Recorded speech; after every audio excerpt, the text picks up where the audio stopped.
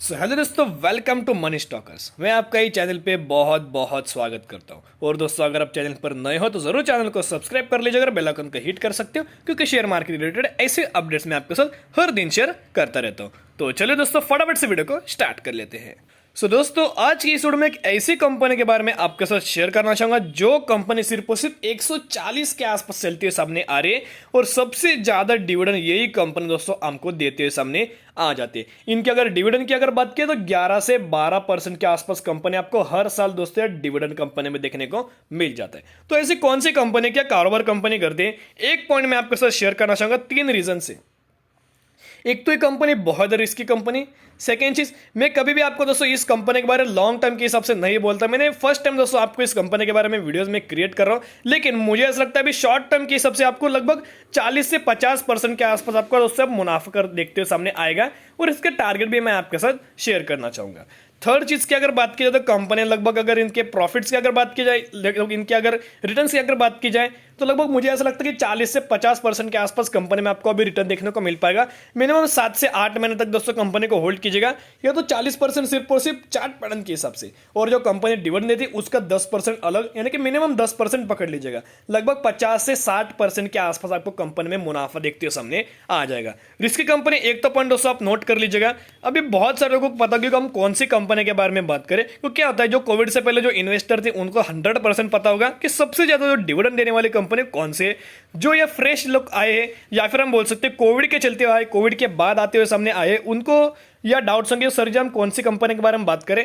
तो दोस्तों हम बात करें कोल इंडिया के बारे में। अभी कोल इंडिया की अगर बात की जाए तो बहुत सारे लोग बोले कि सर जी इनका बिजनेस अभी बहुत, हम ऐसा बोल सकते हैं डूब चुका बिजनेस है, लेकिन ऐसा दोस्तों बिल्कुल भी नहीं है। मैं एक ही बात करना चाहूंगा, लॉन्ग टर्म के हिसाब से कंपनी में एंट्री मत कीजिएगा। जो भी लोग ये लॉन्ग टर्म का टारगेट लेके चल रहे हैं, बिल्कुल भी दोस्तों कंपनी में लॉन्ग टर्म के हिसाब से निवेश मत कीजिएगा। और भी बहुत सारे सेक्टर्स है, जैसे कि IT सेक्टर्स हो गए, केमिकल सेक्टर्स हो गए, फार्मास्यूटिकल सेक्टर्स होते, ऑटो सेक्टर्स हो गए, यानी कि इन सेक्टर्स में दोस्तों आप जा सकते हैं कि लॉन्ग टर्म के हिसाब से आपको पैसा है जो बहुत गजब का इन सेक्टर्स में बनते सामने आएगा। जो भी कंपनी में आप निवेश करोगे इन सेक्टर्स में से, सभी जो सेक्टर्स में कंपनी जो कि हम बोल सकते हैं लार्ज कैप होनी चाहिए, और मार्केट लीडर दोस्तों कंपनी जरूर होनी चाहिए। तो दोस्तों कोल इंडिया की अगर बात की जाए तो दोस्तों कोल इंडिया की अगर बिजनेस की अगर बात की तो कोल रिलेटेड ही कंपनी काम करती है, माइनिंग रिलेटेड कंपनी कारोबार करती है। ओके, मैन्युफैक्चर ऑफ कोल भी कंपनी करती है। तो ऐसे रिलेटेड दोस्तों कंपनी का कारोबार चलते हैं। आप यहाँ देख सकते हो जो कोल इंडिया है ये माइनिंग में और प्रोडक्शन ऑफ कोल में, यानी कि पूरा का पूरा जो बिजनेस है कारोबार है कोल में दोस्तों में होते सामने आ जाता है। अभी ये जो कंपनी लार्ज कैप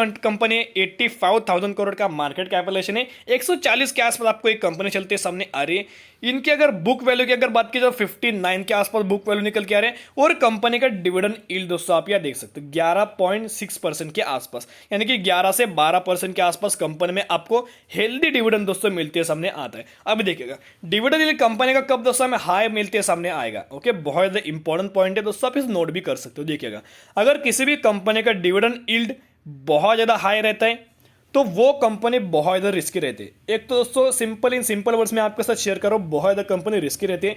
और दूसरी कंपनी कौन सी, जैसे कि बजाज फाइनेंस ले लीजिएगा।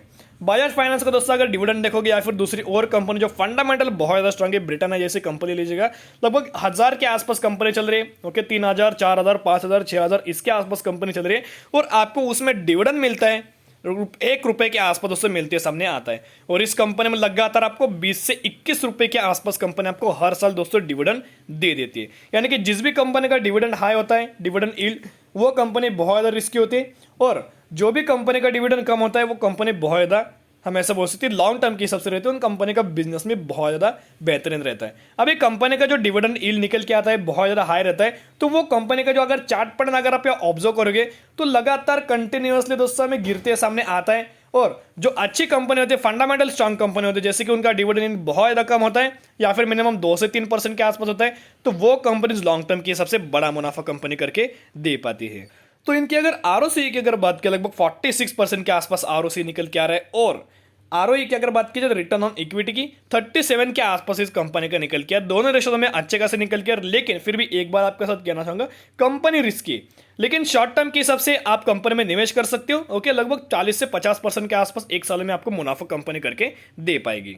तो अभी हम आ चुके हैं इनके डिविडेंड्स के ऊपर। अभी डिविडेंड देखिएगा कंपनी का 2021 में कंपनी लगभग 5 रुपए के आसपास डिविडेंड दिया था। 2020 की अगर बात करें 2020 में देख सकते हैं 2 बार कंपनी ने दोस्तों डिविडेंड दिया, लगभग कितने का, एक बार 12 रुपए के आसपास दिया पर शेयर और एक बार 7 रुपए के आसपास दिया। कुल मिला के अगर कैलकुलेशन करेंगे तो 19-20 रुपए के आसपास कंपनी ने 2020 में यह डिविडेंड मिलते सामने आया था। 2019 की अगर बात किया तो 6 रुपए के आसपास कंपनी ने डिविडेंड दिया था। 2018 में देख सकते हो लगभग 2 बार कंपनी ने डिविडेंड दिया, एक बार 16 रुपए के आसपास, एक बार 7 रुपए की भी। यानी कि अगर दोस्तों आप यह कैलकुलेशन करोगे तो लगभग 22-23 रुपए के आसपास कंपनी का आपको यह डिविडेंड यहाँ मिल चुका है 2018 में। 2017 की अगर बात किया लगभग आप यहाँ देख सकते हो 18-19 रुपए के आसपास और 1 रुपए यानी कि 20 रुपए के आसपास। यानी कि कुल मिला के ये जो कंपनी 19-20 रुपए के आसपास आपको कंपनी में हर साल दोस्तों यार डिविडेंड मिल जाता है। और मैंने जैसे कि आपको बोला कि कंपनी रिस्की कंपनी है।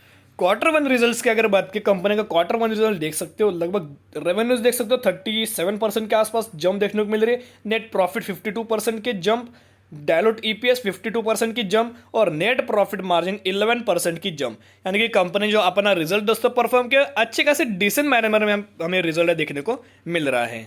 तो दोस्तों कंपनी का अगर रिजर्व की अगर बात किया, कंपनी के पास डिसेंट तरीके से अच्छे खासी मैनर में यार रिजर्व हमें देखने को मिल रहा है।